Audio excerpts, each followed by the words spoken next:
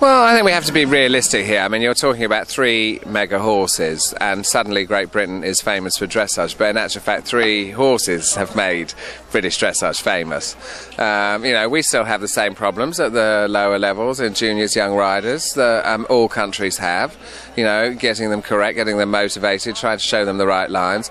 I mean, England, we're so lucky, obviously, from the point of view it's a horse-loving country, and it's easy to keep horses in a good environment there. You know, our weather's pretty good in the summer. We've got 30 acres of land, good grass, hacking, you know, all the things that I find, you know, are very important as part of training, not just about dressage, but just training a good all-round horse. So, you know, obviously the country lends itself to do that, and our horses are regularly turned out. I mean, it's no big deal, you know, it makes me laugh. Sometimes people are shocked, you know, when they say, do you turn your horse out? And you say yes, and we laugh because they're like, do you think that's why you win a medal? No, you wouldn't say that to an event rider. I mean, you know, that's how people just keep their horses. It's not, we're not being martyrs or leaders of a new fashion. It's quite normal that our horses live that life in England. And that's important to remember. You know, we're not trying to change anything. That's just the way that we do it over there. But I think these 3 horses that were on our gold medal team this year have made Britain very famous. Of course, there is a knock-on effect. Success breeds success. And, you know, so it is inspiring a lot more people to come into the sport. And also, I mean, I realised 2 years ago when I saw Laura Bechtel-Simon, although my horse and Charlotte's were very young, I said, you know, there's no way that we're being left behind. You know, that's the level we have to be at to actually match and make a medal. And so that was my philosophy on it, to catch up, really. No, I was an event rider first, and so that's quite natural to me. I don't have a great eye for a stride, but I did win several events, and I won what's called the Spillers Dressage and Jumping Championships, which were in Wembley in London many years ago. So I could jump my way out of trouble, but I wouldn't want to be going around badminton or anything, a major 3-day event.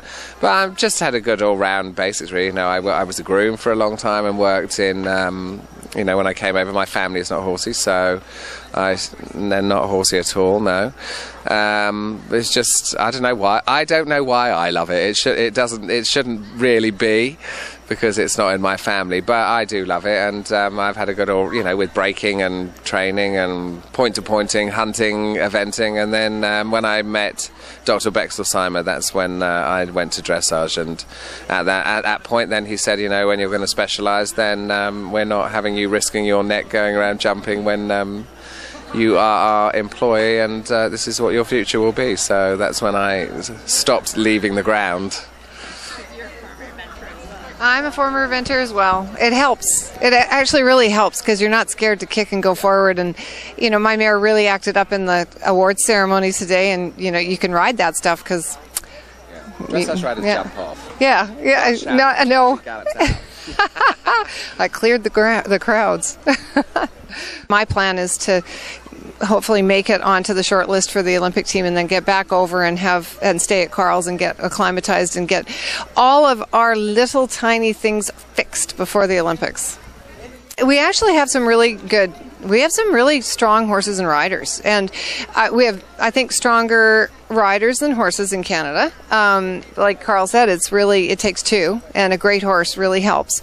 But we have some very good ones, and if they all come along according to what their potential is, I think the Canadians can easily have 3 or 4 horses that go over 70.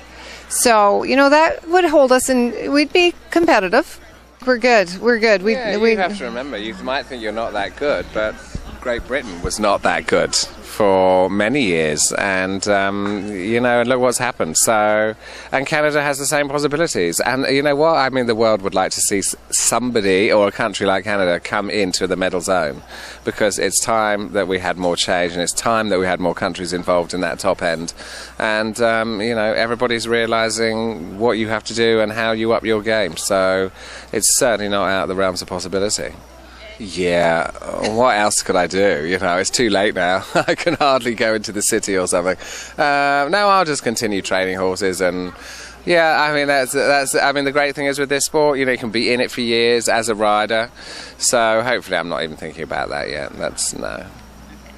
Well, I mean, you know what, I mean, I've always done my career like I've come in a bit and I've gone out of it, and then I come in for a bit and I go out again, because I do get quite jaded with all the travelling, and I'm a home person, so, you know, it's nice to be at home, but it's always good to, especially when you have horses like this, how could you stay at home, you know?